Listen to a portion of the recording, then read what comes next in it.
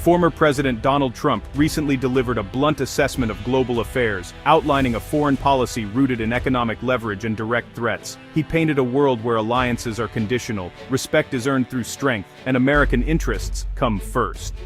Trump's approach centers on using tariffs and sanctions as weapons, believing economic pain is the fastest way to force change. His plain-spoken style cuts through diplomatic jargon, offering clear-cut solutions to complex problems.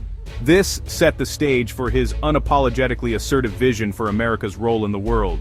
In a series of highly publicized statements, President Trump labeled Venezuela and Colombia as very sick neighbors, painting a stark picture of the challenges facing the United States in its own backyard. He described these nations not just as troubled, but as sources of chaos and instability that threaten the entire region.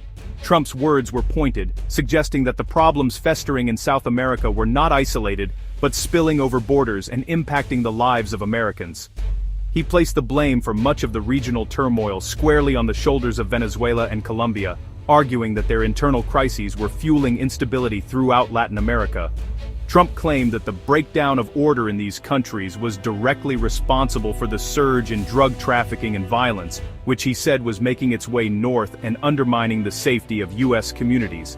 In particular, Trump singled out Colombia's leadership, accusing them of turning a blind eye to the drug trade and focusing solely on exporting cocaine.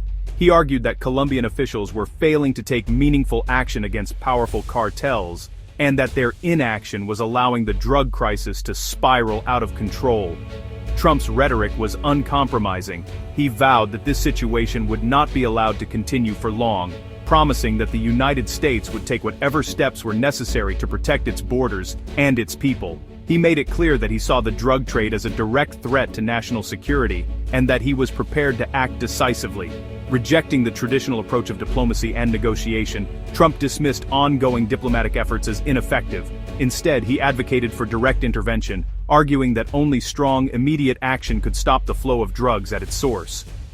He suggested that military and law enforcement operations would be ramped up, targeting the heart of the drug trade in South America. When pressed by reporters about the possibility of U.S. military operations in the region, Trump responded bluntly, "It sounds good to me," signaling a clear openness to the use of force.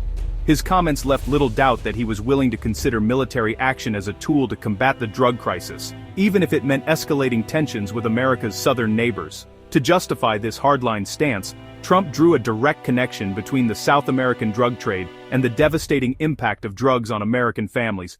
He spoke of the rising number of overdose deaths, the heartbreak of grieving parents, and the toll that addiction was taking on communities across the country. In his view, the fight against drugs was not just a foreign policy issue, but a matter of life and death for Americans. Trump's zero-tolerance approach left little room for cooperation. He framed the leaders of Venezuela and Colombia not as potential partners in solving the crisis, but as obstacles to be overcome. His message was clear: the United States would no longer tolerate inaction or excuses from its neighbors, and would do whatever it took to eliminate the threat at its source. With his forceful rhetoric and promises of decisive action, Trump signaled a new era in U.S. policy toward Latin America, one defined by confrontation, not collaboration, and a willingness to confront threats emanating from America's own hemisphere head-on. Turning to Cuba, Trump predicted the regime is ready to fall, citing the collapse of Venezuelan support as the final blow. He claimed U.S. pressure on Venezuela was designed to suffocate Cuba's government, framing any collapse as a strategic victory. Trump referenced recent violence involving Cubans in Venezuela, highlighting the high stakes and lack of American casualties. He presented regime change in Havana as the inevitable result of his hardline policies. The focus was on achieving a clear outcome, removing a long-standing adversary, rather than addressing the complexities of transition. Trump's message: tough U.S. policies are bringing decades-old challenges closer to resolution. Trump's foreign policy relies on economic force, as shown in his dealings with India over Russian oil. He imposed a 25% tariff on India for buying Russian oil, which he claims led to a sharp drop in those purchases. Trump personalized the issue, suggesting India's leader acted to make me happy, but warned tariffs could return at any time. This underscores a transactional approach. Cooperation is maintained under threat of economic pain. Tariffs are his primary tool for influencing even friendly nations, bypassing traditional diplomacy. The message is clear: economic partnership with the U.S. comes with strict conditions. Failure to comply brings swift, punitive consequences. On Mexico, Trump expressed frustration with the government's failure to stop drug trafficking, highlighting the ongoing crisis that has plagued both nations for years. The flow of illegal drugs across the border has been a persistent issue, leading to countless deaths and widespread addiction in the United States, demanding they get their act together. He emphasized the need for stronger measures and cooperation from the Mexican government, urging them to take more decisive action against the powerful drug cartels that operate with near impunity. He repeatedly offered to send U.S. troops to fight cartels, proposing a more direct approach to dismantling these criminal organizations. This offer, however, was met with mixed reactions, both domestically and internationally, but said Mexican leaders were too afraid or unwilling to accept. The Mexican government, wary of foreign intervention, often pushed back against these suggestions, citing sovereignty and the complexities of their internal issues. Trump claimed cartels run Mexico, painting a grim picture of the situation. He argued that the influence of these cartels extended into various levels of government and society, making it difficult to combat them effectively, justifying calls for direct U.S. intervention. He believed that without strong external pressure, the cartels would continue to thrive, posing a significant threat to both Mexican and American citizens. He dismissed the complexities of Mexico's struggles, often oversimplifying the issue. The reality, however, is that the drug trade is deeply entrenched with economic, social, and political dimensions that make it a formidable challenge, framing the country as a narco-state threatening American security. This narrative served to rally support for his hardline stance, appealing to those who prioritize national security and were frustrated with the ongoing drug crisis. His stance: if Mexico won't act, the U.S. will, potentially with military force. This aggressive posture raised concerns about the potential for conflict and the implications of such an intervention. Trump's rhetoric sets the stage for unilateral action, suggesting that the U.S. might take matters into its own hands if necessary. This approach, while appealing to some, also risked escalating tensions between the two countries, reflecting deep skepticism about Mexico's ability to solve the crisis. Many in the U.S. government shared this skepticism, questioning whether Mexico could effectively address the cartel problem on its own. The message, "American security comes first," underscoring a commitment to protecting U.S. citizens from the dangers posed by drug trafficking and cartel violence, even if it means crossing borders. This stance highlighted the lengths to which the U.S. might go to ensure its security, even if it meant taking controversial actions. Trump revived his interest in Greenland, but this time he framed it not as a quirky real estate deal, but as a matter of urgent national security. He argued that Greenland's vast icy expanse is far more than a remote outpost. It's a critical piece in the global chessboard, a gateway to the Arctic and a shield for North America. In his view, the island's strategic location could give the United States a decisive advantage in a rapidly changing world. As the Arctic ice melts, new shipping lanes are opening, and with them, new opportunities and threats. Trump pointed to the growing presence of Russian and Chinese naval forces in these frigid waters, warning that the Arctic is becoming a new arena for great power rivalry.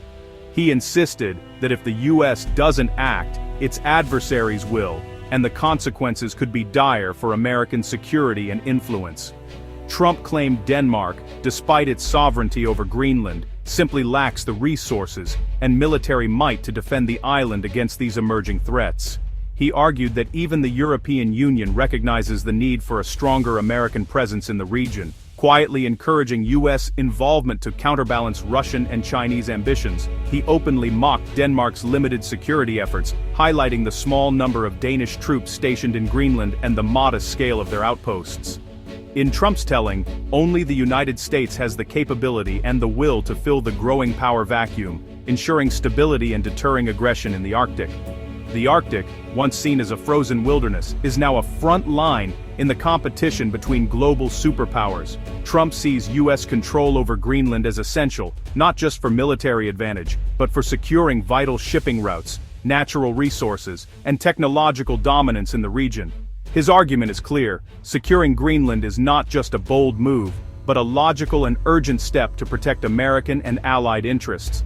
With its proximity to North America and its potential as a military hub, Greenland could become the linchpin of U.S. Arctic strategy for decades to come.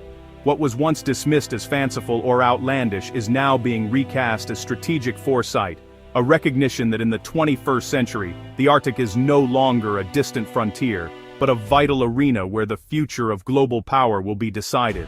On Iran, Trump issued a public warning. "We're watching very closely." He threatened severe U.S. retaliation if the regime violently cracks down on protesters, drawing a clear red line. This was not a private message, but a public deterrent aimed at both Tehran and the world. Trump's tactic maximizes pressure, forcing Iran to weigh the risk of U.S. military action.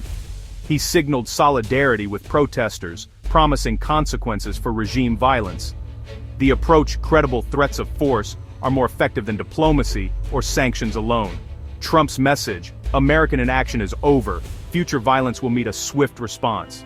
In summary, Trump's foreign policy vision is clear and confrontational, built on American strength and economic pressure. He proposes direct action against threats, even at the risk of destabilizing relationships, prioritizing U.S. security above all. Tariffs and sanctions are his first resort tools, transforming diplomacy into high-stakes negotiation. His focus on Greenland and stern warnings to Iran reflect a proactive, assertive posture. Trump's doctrine, clear directives, explicit threats and transactional alliances. His language is designed for impact, decisive, direct, and easily understood. The message: American interests come first, enforced by economic might and credible military threats.